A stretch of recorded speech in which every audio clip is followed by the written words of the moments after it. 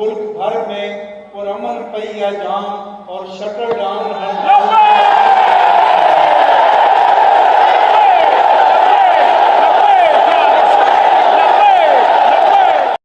अंग्रेज़ी का एक मुहावरा है, you live by the gun and you die by the gun. जो बंदूक और जो टूल आपको ज़िंदा रखता है, जिसका आप इस्तेमाल करके ताकत हासिल करते हैं, कल को वही आपके ख़िलाफ़ इस्तेमाल होता है और आप मारे जाते हैं उससे। तो जिस मज़हबी सियासत का कंधा और सहारा आज के सियासी लीडरान जो मौजूद हैं हुकूमत में, उन्होंने लिया था अपनी सियासत चमकाने के लिए, आज उन्हीं को उसका सामना है। आज उन्हीं के सामने हुजूम खड़े हुए हैं हज़ारों के, जो कि कह रहे हैं कि इनको नीचे उतारो और हमारे हवाले करो, हम खून के प्यासे हैं इनके। आज आपसे बड़े मजहबी लोग पैदा हो चुके हैं, क्योंकि आप ये दावा किया करते थे कि हम इस तरह की सियासत करके बच जाएंगे, पुरअमन रियासत का क़याम वजूद में आ जाएगा, लेकिन ऐसा नहीं होना। आज सूरत हाल ये है कि यतीम खाना चौक के बाहर कल वहाँ पर एहतजाज किया लब्बैक के कारकुनान ने, और पुलिस ने गोलियां बरसा दी, जिसकी वजह से जो हमदर्दी पहले नहीं थी लब्बैक के साथ वो भी आना शुरू हो गई लोगों की। और जो 100% आवाम या 90% आवाम रियासत के साथ थी इससे पहले, वो 50-50 में डिवाइड हो गई, क्योंकि आपने गोलियां बरसा दी वहाँ पर। बेशक जो भी वजह थी, लेकिन मावराए अदालत कत्ल व गारत को मैं सपोर्ट नहीं करता। बहुत से लिबरल एंजॉय कर रहे हैं इस बात को, मैं नहीं कर रहा। और मैं ये समझता हूँ कि अदालतें इसीलिए हैं कि वहाँ पर ड्यू प्रोसेस से गुजार के सज़ाएँ दी जाएँ। अगर वो सड़कों पे कत्लेआम करने हैं तो फिर अदालतों को बंद कर दीजिए, उसका कोई फ़ायदा नहीं है। तो चाहे कोई सेकुलर आदमी मरे, कोई मजहबी आदमी मरे, दाढ़ी वाला मरे, क्लीन शेव मरे, मेरे नज़दीक सबकी ज़िंदगी की जो वक़्त है वो एक ही है कि वो इंसान है और रियासत की नज़र में वो बराबर है। सबको तहफ़्फ़ुज़ मिलना चाहिए ज़िंदगी का। अच्छा, उसके बाद ये हुआ कि मुफ्ती मुनीबुर रहमान साहब ने कहा कि हम पहिया जाम हड़ताल कर रहे हैं, पूरे मुल्क में कारोबार बंद कर देंगे। आज वो बंद हो गया। उसके बाद में ये हुआ कि जो ताजर यूनियन है पाकिस्तान की, ट्रेडर्स की, उन्होंने भी कहा कि हम साथ हैं, हम भी बंद कर रहे हैं। फजलुर रहमान साहब जो JUI के अमीर हैं, उन्होंने कहा कि हम भी साथ हैं और बहुत गलत हुआ है, हम भी सपोर्ट करते हैं मुफ्ती मुनीबुर रहमान को इस पर। तो बरेलवियों के अलावा और इब्तिसाम इलाही ज़हीर साहब अहले हदीस के जो है ना वो आलिम हैं, उन्होंने भी सपोर्ट कर दिया। तो पहले आप सिर्फ बरेलवी पार्टी से लड़ रहे थे, अब आप तमाम पार्टियों से लड़ रहे हैं। और सूरत हाल ये है कि बड़े बड़े सियासी लीडरान को ज़िंदगी के ख़तरे हैं इस टाइम। उन्होंने सिक्योरिटी लेयर्स को बढ़ा दिया है, वो इतने खौफज़दा हो चुके हैं, क्योंकि ये आग जो आपने दहाइयों से लगाई थी, ये आपकी दहलीज़ तक पहुँचना शुरू हो गई है। तब हम जैसे लोग जो बात किया करते थे, आप कहते थे कि ये बार्स के एजेंट हैं, इनके ख़िलाफ़ फतवे लगाओ, इनको जेलों में डालो। आज आपको लेसन मिल रहा है कि हम क्या कह रहे थे। बात यह है कि आपने 1950 के बाद लाहौर में एहतजाज शुरू हुए, आपने तब एक सर्टन जो है वो ग्रुप को सपोर्ट किया जो कि एक सर्टन ग्रुप के ख़िलाफ़ था, और उसमें यह हुआ कि आपने लाहौर मार्शल लॉ की भी एक तारीख़ है, वो आप पढ़ सकते हैं क्यों लगा था।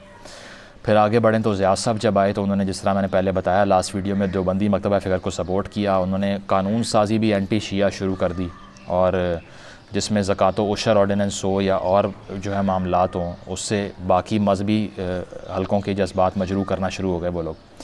फिर उसके बाद में जब 90 की दहाई में अमेरिका जंग जीत के चला गया अफ़गानिस्तान को अकेला छोड़ के, तो वहाँ दुनिया की यंगेस्ट पॉपुलेशन सबसे ज़्यादा हथियारों से लैस होकर बैठी हुई थी।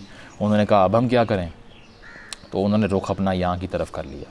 फिर आपने 9/11 हुआ तो आपने फिर उनकी सपोर्ट कर दी। चलें ठीक है, मजबूरी जो भी है, लेकिन उससे TTP पैदा होगी बाद में, तहरीक तालिबान पाकिस्तान, और गली मोहल्लों में धमाके होना शुरू हो गए हमारे।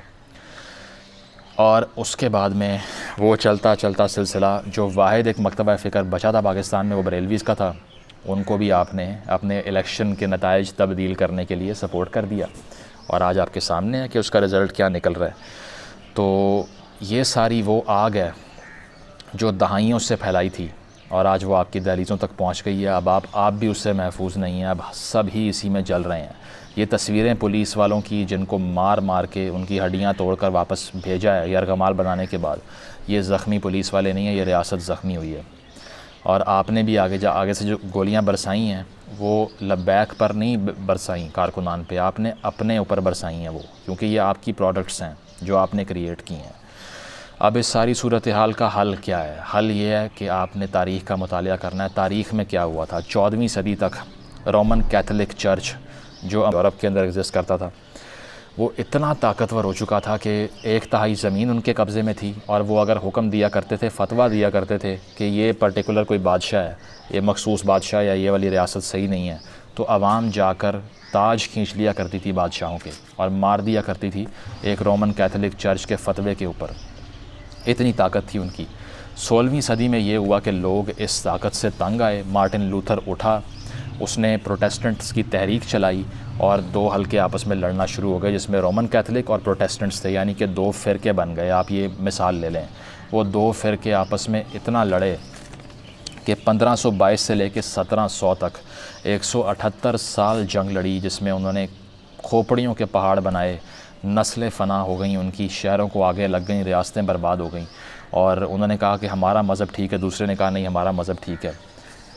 لڑ کے تقریباً 178 سال لڑنے کے بعد 1618 سے 1648 تک ایک جنگ لگی، جس کو 30 ایئرز وار بھی کہتے ہیں۔ اس 30 سال کے اندر تقریباً ایک اندازے کے مطابق 8 ملین لوگوں نے اپنی جانیں دیں۔ 80 لاکھ لوگ 30 سالوں میں مارے گئے۔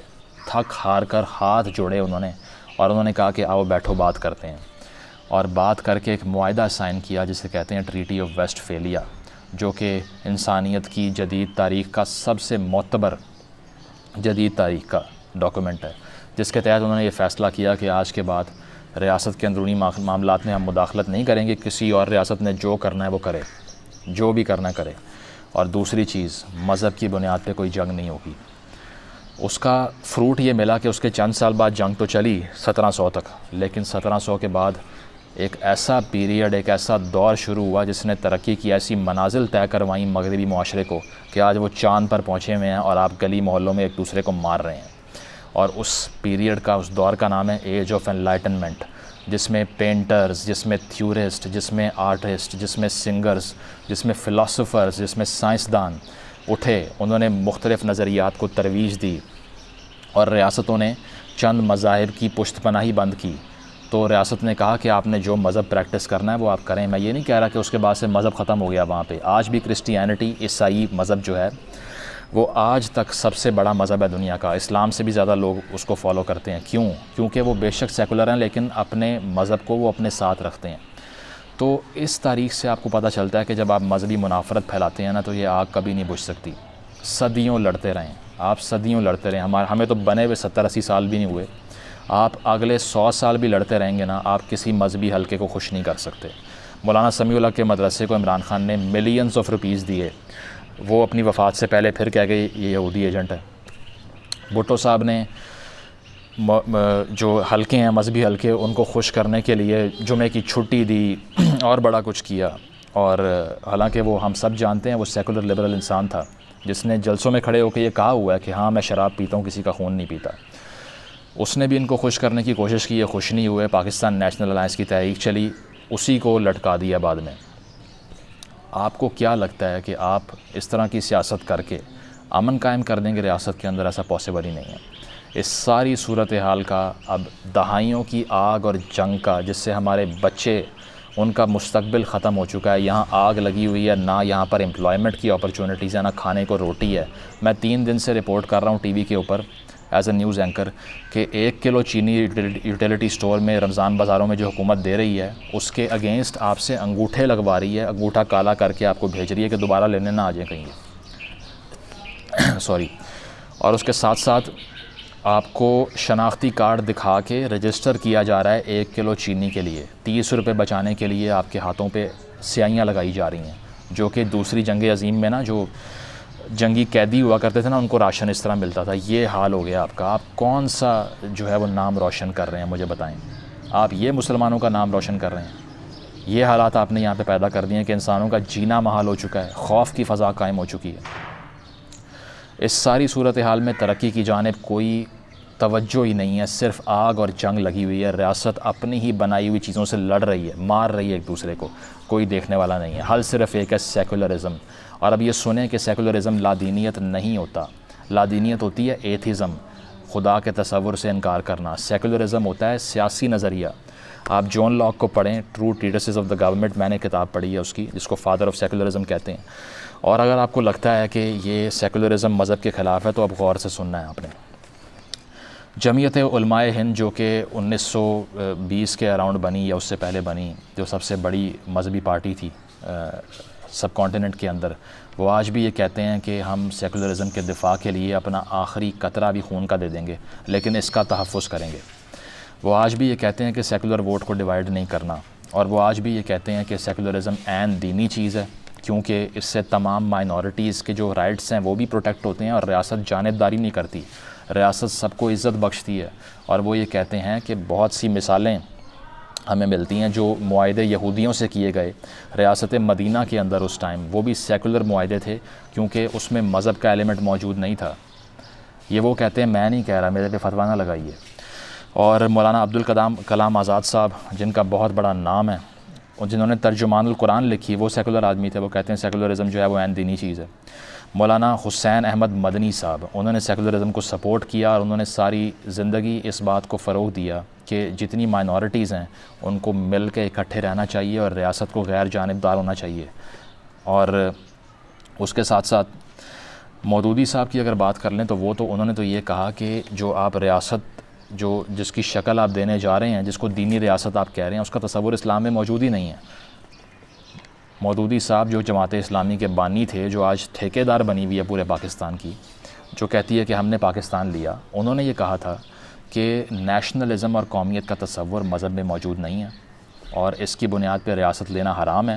انہوں نے یہ تک کہا پاکستان کا قیام درندگی ہے، مسلم لیگ کو ووٹ دینا حرام ہے، قائد اعظم کا جنازہ پڑھانا ضروری نہیں تھا، کیونکہ انہوں نے کہا کہ پین اسلامزم ہے اسلام، یعنی کہ اسلام ایک عالمی نظریہ، ایک عالمی نظام ہے، اس کی بنیاد پہ ملک نہیں آپ لے سکتے، اور نہ ہی ملک لینا اسلامی چیز ہے، کیونکہ وہ کہتے ہیں کہ اسلام کی تاریخ کے اندر مکہ کا نیشنلزم، مدینہ کا نیشنلزم، سعودی عرب کا نیشنلزم جو اس ٹائم کا علاقہ تھا وہ موجود نہیں ہے، بلکہ وہ ایک عالمگیریت تھی اس مذہب میں جو کہ آپ نے ختم کر دی۔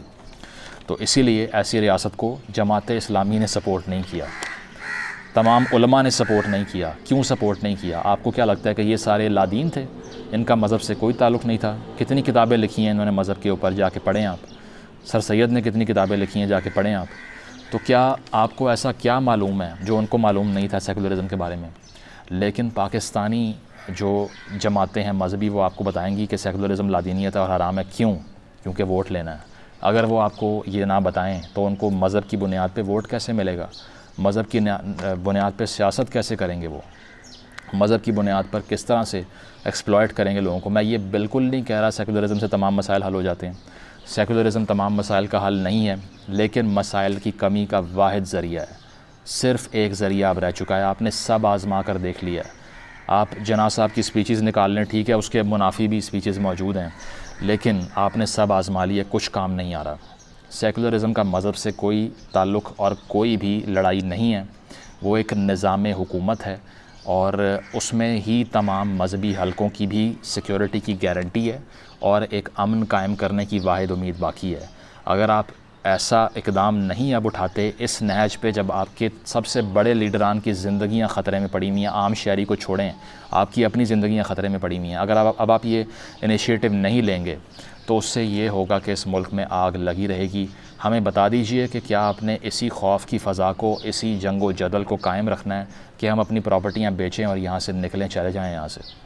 اگر آپ نے ہماری زندگی کو پروٹیکٹ نہیں کرنا، ہمارے سگنل بند ہوئے رہنے ہیں، ہم نے کوئی ٹریڈ نہیں کرنی، ہم نے ترقی کا نہیں سوچنا، نوکریاں نہیں پیدا کرنی، 1 کلو چینی کے لیے ID کارڈ دکھانا پڑیں گے، ہمیں بتا دیں آپ کہ اگر آپ نے یہی آئیڈیالوجی کی بنیاد پہ جنگ لڑتے رہنا ہے تو ہم سارے یا تو چلے جائیں یہاں سے، یا پھر ویسے ہی اپنی زندگیوں کو ختم کر لیں۔